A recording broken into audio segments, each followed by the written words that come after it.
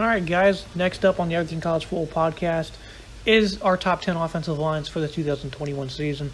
This list wasn't easy to make by any stretch of the imagination, as there are just a tremendous amount of great offensive lines across college football. But these are the best of the best. So jumping into it, we have a quick list of honorable mentions. Kicking things off is Oregon. Their average size is actually 8th in FBS. 6'5", 322 pounds is the average size of their starting five. Massive offensive line. Deduction, they replaced 4 starters up front after the 2019 Rose Bowl win on what was the most experienced offensive front in FBS. So last year they replaced a ton of guys, so they have some built-up experience. They were pretty good in pass protection last year. Offensive line coach Alex Marabell said he loves the depth they have back in the spring. They do replace Penny Sewell, but I like what they have up front. George Moore, TJ Bass, Alex Forsythe, Ryan Walk, and Lau, 6'7", 340. This guy is a big freak off the edge, or at right tackle, I should say. Kingsley Suamatia, 36th ranked recruit. He's a really good run blocker. You could potentially see him as a true freshman find his way into the rotation. Likely not, though. Mario Cristobal loves to be stout up front. He loves that to be the backbone of his football team. George Moore is a guy I really like, a former JUCO product, 4-star recruit. He's really coming to his own here at Oregon. I think a lot of these guys are really going to take off in this upcoming season. Next, you have Boston College. I love the talent they have. The only reason they're not in the top 10 is they weren't phenomenal last year. They weren't great, sort of towards the back end, middle half of the conference in overall pass protection and run blocking. Tyler Vrabel at left tackle, son of Titans head coach Mike Vrabel, so you already know he has a great football IQ. He has the background. He's going to come with fundamentals, toughness, and the IQ, as we mentioned. He's going to be a great player. Zion Johnson, phenomenal up front. He's among one of the nation's top interior linemen, as is the guy next to him in center, Alex Lindstrom. You might remember his brother Chris. He was a former first-rounder to the Atlanta Falcons, one of the nation's top centers, really good in pass protection. As is Christian Mahogany. He's a strong, athletic, big playmaker. Last year he made some big strides as a pass blocker. I think he's going to take even more steps this fall. The development from Boston College and their offensive line is always stellar. I think that's going to continue under Jeff Hafley. And then at left tackle, Ben Petrula, 48 career starts, nasty in the trenches, can play on the interior. He can play on the interior or as a tackle. All around, very impressive stuff from a Boston College offensive line that I hope we can see him play better. I might have said left tackle for Ben Petrula. Right tackle is his position. The biggest offensive line in FBS is based on average size, is the Minnesota Golden Gophers, 6'6", 336. They actually tied with Oregon with 48th in tackles for loss allowed last season. So these guys weren't terrible whatsoever, overlooked tremendously. I think these guys are really good. 5 seniors are back. Blaise Andreas kicked outside to tackle and thrive last season. He can play on the interior as well, so that versatility is a plus. Right tackle, Daniel Foley, 6'9", 400 pounds, a complete unit at right tackle, and despite not playing in 2020, played at a high level in 2019. He should pick up right where he left off after knocking off the rust this season. Just what a massive player, biggest offensive lineman in college football. Center John Michael Schumitz, he's also a great run blocker. He rounds out an all-around phenomenal unit, plenty of flexibility as well. These guys paved the way for a rushing attack that averaged 191 yards per game last season. Mohamed Ibrahim had a phenomenal year. And what do you have, over 1,200 yards in 7 games, I believe. The Golden Gophers are just, I love this offensive line. They're going to have a chance to beat anybody probably in college football with what they have up front, because these guys are just so big, so they can really push around a lot of people. Clemson Tigers, Clemson's never had a really elite offensive line. I don't think they're having an elite one this year either, but they got lots of talent. But the inexperience is an issue. Jordan McFadden will move to left tackle. He places Jackson Carman. Will Parks, he's going to fill that void at right tackle left by McFadden. He's a very, all around this is a very athletic offensive line. These guys are really move well in space. Matt Brockhorst, he was really good a season ago. He comes back from surgery. He's probably their best offensive lineman at the current moment. The interior offensive line, it's kind of a weakness of this football team. It's going to be a big challenge for them against Georgia week 1. A rushing defense sits ranked number 1 in back-to-back seasons, so it's going to be tough. But Clemson, they always have the talent. They also added Tristan Lee, 14th ranked offensive lineman, number 4 offensive tackle. He might find his way into the rotation as a true freshman. He might not, if injuries happen or some struggles occur, then you will see him likely. They won't hesitate to put him into the rotation, or the starting lineup, rather. And then the last honorable mention, Kentucky. It's mainly because of three guys. Darian Kennard, he's a complete mauler in the running game. He's the reason why Chris Rodriguez can get to the second level with ease. 6'5", 345 pounds. Great run blocker. He's among the nation's top offensive linemen. Luke Fortner, he's an impressive run blocker in his own right. Really like this kid. And then, the Wildcats also added left tackle Dare Rosenthal from LSU. A big-time pickup, a massive player. The Cats ran for just under 197 yards per game last year. Their rushing attack has always been pretty solid. Again, Kavarzia Smoke mixed with Chris Rodriguez. These guys are going to be really good this season on the ground. And it starts up front with this offensive line. Kicking off our list at number 10 is the Louisiana Lafayette Raging Cajuns. This offensive line is very good last season. They will need to be good, just as good as they were a season ago, following the departure of star running backs Trey Ragas and Elijah Mitchell.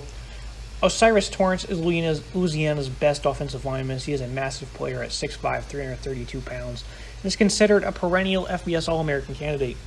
B6'6" Max Mitchell joined Torrance on the All-Sun Belt team in 2020. He's an anchor down the right tackle spot, opposite side of Chris Rubio, who started more than half the games last season on the offensive line for Louisiana. At guard, you have senior Ken Marks. He's also expected to make a push to join a top all-conference honors, as he earned third-team All-Sun Belt last season. The Cajuns allowed only 9 sacks in 11 games, while Louisiana has also ran for 200-plus yards in each of the past 2 seasons, with this bunch heading the charge. Rangers' offensive line, it wasn't at its best a season ago, but Joe Rudolph has plenty to work with, and it should get back to elite status this season. This unit is made up of 4 seniors and a redshirt freshman, and Jack Nelson, who was the 104th ranked prospect in the class of 2020. He sits at 6'7".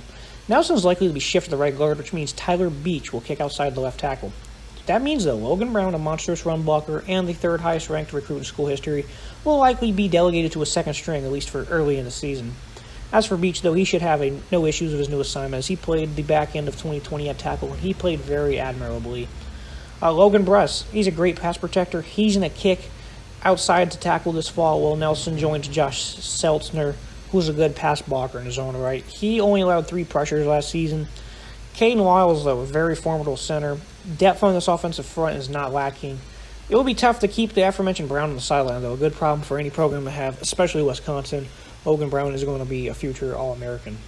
Moving to number 8, I really like this UAB Blazers offensive front. They have an embarrassment of Richards really up front, as these guys were elite a season ago, and they get back 7 different guys that started at least 3 games in 2020. Colby Ragland has a wealth of experience at left tackle, but also made big strides at guard a season ago and projects well at either position in 2021.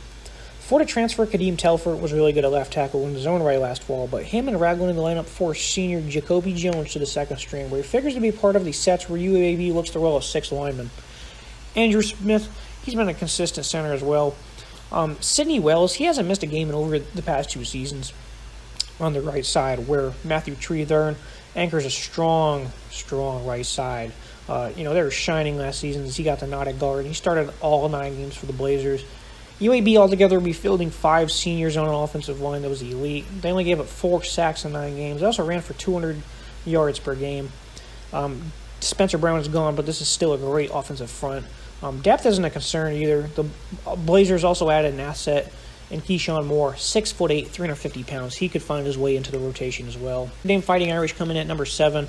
This is a great lineup. I love what I'm seeing here on paper, at least. A lot of people seem to be anticipating a fall-off for the Fighting Irish offensive line, following the loss of numerous starters, but I just don't see it happening. Blake Fisher, for one, he's going to take over at left tackle. 54th ranked recruit in the class of 2021. He's being asked to do a lot. Anchor down the left tackle spot as a true freshman. Could be a big test that comes with some hurdles, but possesses all the traits to develop into a star. Fisher is nearly 6'6", 336 pounds. He moves very well for his size. Good footwork, great strength. Fisher, as a freshman, again, there's going to be some hiccups, but this kid's going to be really good for Notre Dame. The Irish made a huge splash this offseason by adding Kane Madden from Marshall. He was among the nation's best interior linemen in college football in 2020. Madden has been a respectable pass blocker throughout his career. He was elite as a run blocker last season as well. Give Jeff Quinn a player like that, he will do absolute wonders. I don't know how he can get any better, but he probably somehow will with Notre Dame and Jeff Quinn. Zeke Correll, he will likely, Correll at center, and then the entire right side is made up of guys who have experience. They have some big shoes to fill, but they have experience. I like what they have. Zeke Correll, he's likely going to take the center spot, though, from Jared Patterson. Zeke filled in for Jarrett Light last season.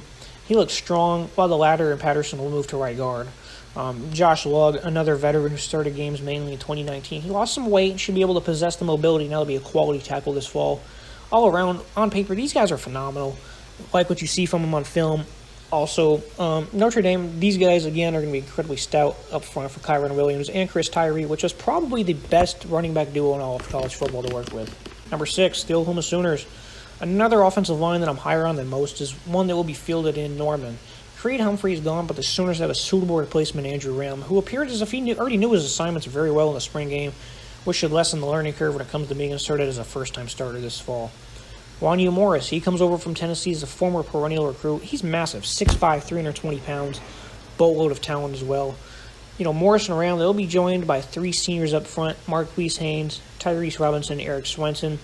Sooners offensive line, they gave up a lot of negative plays this season ago, though, but Bill Benovillo is one of the nation's top offensive line coaches, and has plenty to work with. Transfers Chris Murphy and Robert Congle as well could provide some respectable depth and experience if things get shaky. But all around, I like this unit progressed nicely in 21. And those transfers and the guys we just mentioned in Murphy and Congle, that's going to provide some really good depth. So all around, I love this Oklahoma offensive line. They need to lessen the negative plays, though. They need to generate a better push up front in the run game, get back to their dominant ways so they can have that balance that's going to allow them to thrive. Next up, at number 5, we have the Iowa Hawkeyes. These guys are actually pretty small. They're among one of the smallest offensive lines in the nation, but these guys feature strength, power. Center Tyler Linderman is unquestionably the nation's top offensive lineman. His athleticism for the position is ultra lofty. It's crazy. He was a finalist last year for the award that's given to the best interior lineman annually. He's not the only one, though. Right guard Tyler Schott, he made some big strides as a pass blocker last season. And tackles Jack Lamb and Cody Anisi are veterans that will keep getting better for a team that's typically very stiff up front. First-year offensive line coach, though, George Barnett, will make sure the fundamentals are stout, while the Hawkeyes are accustomed to having impressive offensive line, along with the players that make them up being highly talented as well. Nothing new for Iowa. George Barnett coming over, he might have his hands a little bit full, but altogether, they're going to have to work through to see what's the best lineup. But, when you have the nation's top offensive lineman at center, it's not going to be too difficult. I think these guys are, like always, going to be incredibly tough up front to defend. Moving to number 4, the Washington Huskies, they have a real underrated offensive line that's not being talked about, really by many, and I don't really understand why. Washington gets back all 5 starters for the 2021 season. That includes left tackle Jackson Kirkland. He's going to be a high riser in draft boards. They could potentially see him go in the first round next April. Kirkland's athletic ability, his athleticism is among the nation's best at his position. The way he moves is just, you don't see people that big move the way he does. The Huskies' offensive line, though, their best overall attribute is their overall strength. As most guys up front for them, they can lift a truck. These guys are just big bodies, a lot of power. Guard Henry Benovillo, he's the only returner in the trenches that's shorter than 6'5". He possesses a 6'3" frame, but he's also one of the 3 seniors. Luke Wattenberg, he's entering his 6th year of work in Seattle as his transition to center has paid dividends for this football team. He should continue to grow this fall. Albert Washington only played in 4 games last year. They only played 4 games, rather, so that really wouldn't make sense. But they only allowed 1 sack, 10 tackles for loss. Both led the nation with ease. There were a number of teams that played the same amount of games or less last season, and they didn't even come close to the same number as Washington did. So, only 4 games they played, but those numbers are no joke. These guys, the only sack they allowed, only allowed 1 sack. So, very impressive offensive front for the Washington Huskies. Number 3, the Iowa State Cyclones. The big boys up front for Iowa State don't get talked about enough as they allowed only 14 sacks in 12 games while powering Breece Hall and the Cyclones running game to over 195 yards per contest. The return of Trevor Downing is good news as he suffered an injury in the opening game of 2020 and missed the rest of the season. Colin Noel, Derek Schwinger, and Sean Foster all come with plenty of experience that includes starting every single game last year. Jake Remsburg, he will compete with Joey Ramos for right tackle. The remainder of this unit appears set in stone, while depth is very ideal as well. Players like Robert Hudson, Daryl Simmons, and Gerard Hufford will battle for crucial swing roles on what's a really good unit up front. These guys don't allow too much. They're incredibly powering. Overall, Matt Campbell's done a phenomenal job retooling this offensive front. There was always a concern. When Paul Rhodes was there, they were not very great. But they're incredibly stout up front. The experience to get back. Can't wait to see what this unit does altogether this season. Number 2, the Alabama Crimson Tide. This offensive line places a few very crucial starters like Landon Dickerson. But these guys just reload with ease. Evan Neal, he's in the shift to left tackle. He replaces Alex Leatherwood. He not only possesses great size at 6'7", 360, but has great strength and solid athletic ability. Neal's a mauler in the running game, good in pass protection. But that's not the only reason why this unit is stout, though. Chris Owens will move in at center. He's a familiar ally in the trenches. He took over following the injury to Dickerson, played very well in that role. He's expected to be the starter in the middle. Alabama, though, they stole the show once more in recruiting, landing 2 of the top 5 overall recruits in 2021, the class of 21, that is, in J.C. Latham and Tommy Brockmire. These guys are going to battle for a spot at right tackle. Brockmire has a nice, bulky frame mixed with athleticism and strength that allows him to really excel as a run blocker. But Latham, he showcases a similar, more advanced skill set where he already thrives as a run blocker. He can easily get to the second level. He's a bit more polished as a pass blocker, and that's why I have him as the starting right tackle. But can't go wrong with either of those guys. Both of them should see some time as true freshmen. The IMG Academy product, impressive movement and quickness and pass protection. He's shined in camps in early 2020, that being Latham. This incoming group of tackles, though, are set to make an impact immediately one way or another, as I just noted. So, Alabama's offensive line is a bit of a work in progress due to the inexperience, mainly on the interior, and, of course, at right tackle as well. Both Doug Marrone coaching, these guys will not struggle for long, if at all. Javian Cohen and Emil Ikior are also both quality guards. But they will be pressed by 6'7" Tommy Brown. He's been there for a couple years for one of those spots. It seems like this would be the year he jumps into the starting lineup. So if one of my projections is wrong, it will be at one of those guard spots, as Tommy Brown is certain to find some time on the offensive front this year. Wrapping up our list at number 1, no shock here, the Ohio State Buckeyes. They're set to have the nation's top offensive line. Starts with an elite tackle duo in Thayer Munford and Nicholas Petit-Frere. Munford was all around an elite tackle last season. He wasn't phased in pass protection. Only allowed 3 pressures all year long. Petit-Frere took some massive steps, which allowed him to evolve in one of the nation's top offensive tackles last season. He still has a lot of growing to do, too, the former 5-star out of Florida. Offensive line coach Greg Strador, that's bad news for, he's a big fan of Petit-Frere. He didn't even expect him to have that big a jump as he did last year. So if he has a lot of room to grow, if offensive line coach says it, I believe it. It's going to be scary for opposing pass rushers. Even for opposing defensive tackles, too. You move to this interior. Paris Johnson, the top-ranked tackle in the class of 2020.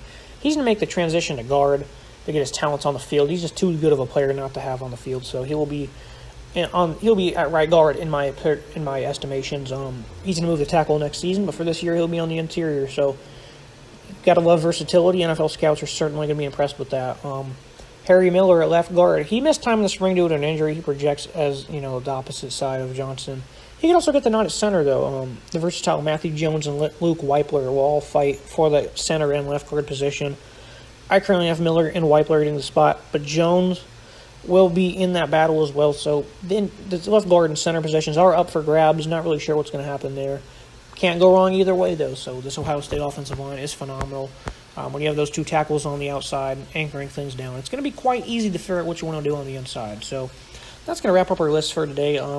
Not easy whatsoever. A lot of great offensive lines out there, but that is our top 10 for today. Leave a comment on who you think should be, I didn't mention that should be mentioned. Leave a like. Make sure you guys subscribe, and see you next time.